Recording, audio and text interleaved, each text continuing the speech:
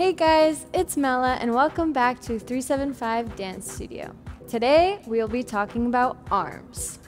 First, I'm going to kind of explain, show you a little bit of technique, and then I'll actually show you some exercises. Often people wonder, how do we move the arms? What moves first? How does it respond with our body? I think that arms are definitely a reaction to something that happens in the body.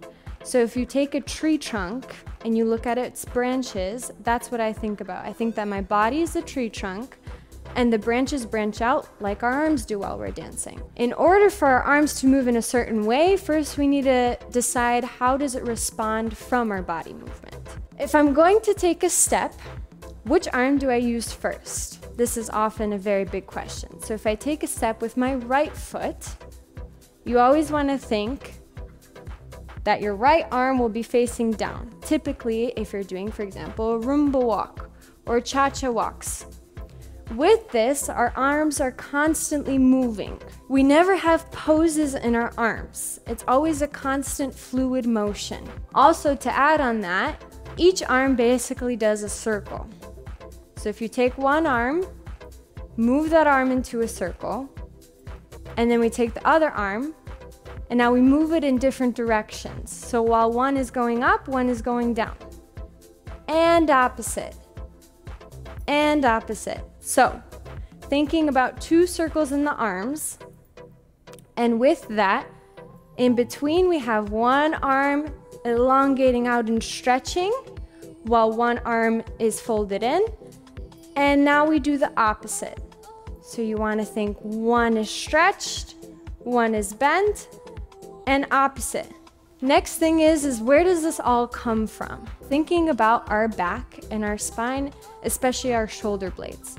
If we think that everything branches out from there, like the tree I was talking about earlier, I feel that first we start with the shoulder blade, then we bend those elbows, create the position, and from there we're folding the arms out, all the way to the tips of the fingers. And with these arm movements, as we're elongating the fingers, it all comes from the back.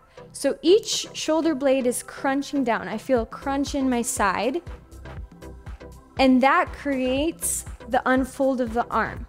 Without that, your body looks empty. So crunching those sides, using the shoulder blade, moving down, that's what creates that juicy arm action in the end. That does not mean that both shoulder blades crunch at the same time or move in the same direction. They're constantly opposites.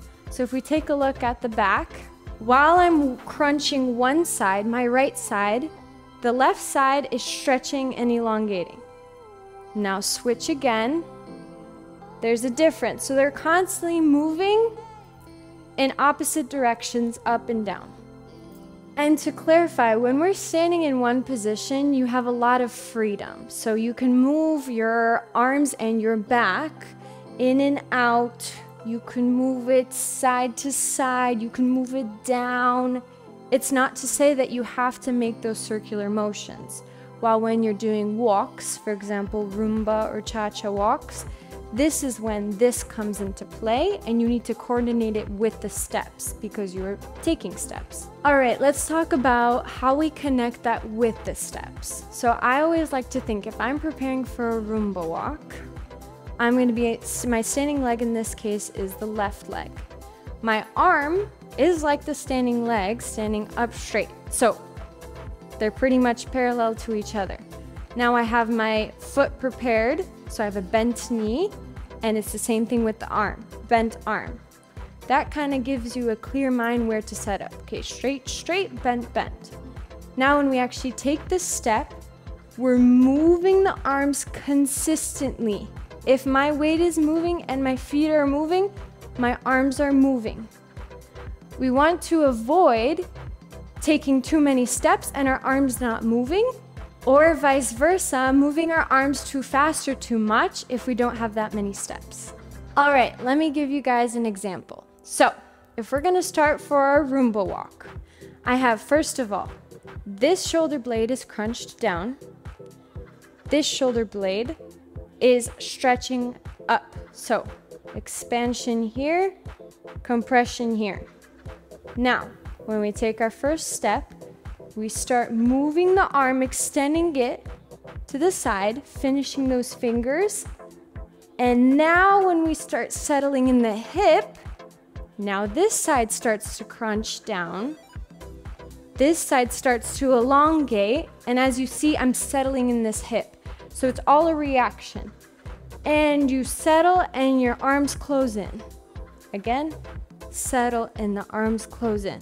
And the same for the next step. So now I'm starting with the other foot. So this side is expanded, this side is crunched, and we take the step, move the arm, get ready for expansion. Here, I just took my step. I'm gonna bring it all in, so switch those arms, crunch this side now, and extend this one, getting ready for the next step. All right, let's do the same thing from the back. So, compress the side. My arm is upright, this arm is bent, and this leg is getting ready to go. This side is crunched, this side is extended. Here we go, we take the step, we start moving the arms to develop. I just took my step. This arm is fully developed with the fingers. Now, I use this shoulder blade. Get ready for this. Shoulder blade down as my hip is settling. And this one contra moves against it, so this one extends. And here we go again. Develop, crunch, extend here, and get ready for the next step. All right, guys, so let's put this into practice. I'll now walk you through a little routine so we can practice what we just talked about. So we're gonna start with stepping back, so we're preparing the arms. We didn't talk about walking back, so take a look at this. My rib is getting ready to move backwards though this time. So it's extended, my foot is prepared, this one is crunched, and now I'm taking my step back, slowly moving my arms. The arm movement is still the same as moving forward, but now you're stepping backwards. So don't get that confused. We prepare and we step back. Now I'm here. This side is still crunched. This side is elongated, and now I switch them. I crunch this side as I move the arms in. So think crunch moves in. And now I'm taking a step forward. So again, I'm expanding. Here, this is my position here. Again, crunch in. Put everything inside, and again, like I said before, we're relating it to the hip. So if I'm settling it in the hip, we have a crunch in. Arms are ready. We're ready for the next step, and this step is going to be forward now. So, crunch, elongate. We take our step, moving the arms. We're in that developed position. And we take everything in, compression. Think compression while the arms are moving. Don't forget about one or the other. They're all moving together. One more time. Good. Now we're gonna do a cucaracha. So my left foot goes to the left. My left side is elongated, my right side is crunched. This arm is down, right arm is up.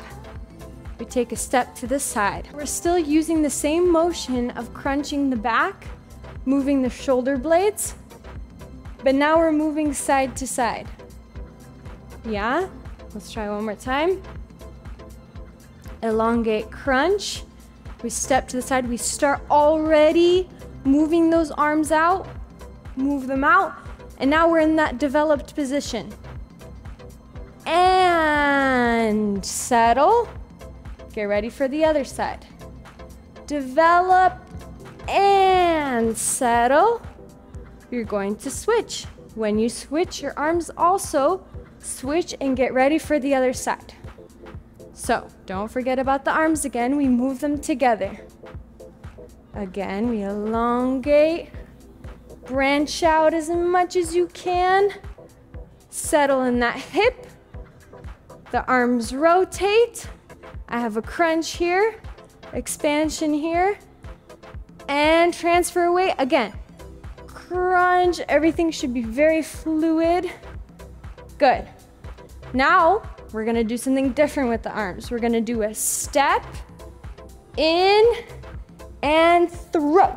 When we're here, we're thinking about how can we dance our back. So how can we expand it out, expand it in. Again, one more time. Our back is moving freely now. How do you feel it here? Once it in, we switch. So we're back to our fluid arm motions, circular arms, and we're back to beginning. All right, guys, we're gonna do the same thing, but facing the back and a little quicker. Get ready, prepare, and crunch. Crunch, moving that back. Step forward, moving the arms and moving the back. Kukaracha, extending those arms. Close, and don't forget to switch those arms again. Extend, extend. Good, close. Now we have our free movement. Take it in and throw. Move that back freely. Move it in, and from beginning. In general, when you guys are practicing this, I recommend, first of all, standing in front of the mirror and just focusing on the arms, one motion at a time. So every motion is separate. Make sure you know where it's coming from, what it leads to, and when it ends and starts. As you get those motions one by one, repeat them repetitively. And then when you feel you're comfortable to put them all together, that's when you can focus on the fluidity. So if I were to take a kukaracha in the mirror and I wanted to practice my arms, I would get ready for the step. So this is already one action. How do we get ready? Where are our arms? Where are our legs? What are we getting ready to do? We're starting now. Yeah, we step to the side. Now, this is another motion. Extending the arm. This arm stays in, so let's try it again. We have one motion here. This is good, we got this down. Next motion, elongating the arm. And now we have another motion. We completely crunch everything in. So crunch it, compress. And now how do we elongate again? Elongate. When I'm doing this, I'm moving my arms, and as soon as I finish here, I know that I'm done and ready to move on to the next. So then again, I'm here, I have finished, and I'm moving on to the next. So although it looks very fluid and like it's overlapping, really we have our points that we need to get to. In the end, we can put it all together. All right, guys, thank you so much for watching. I hope that was helpful, and don't forget to like and subscribe. I'll see you next time.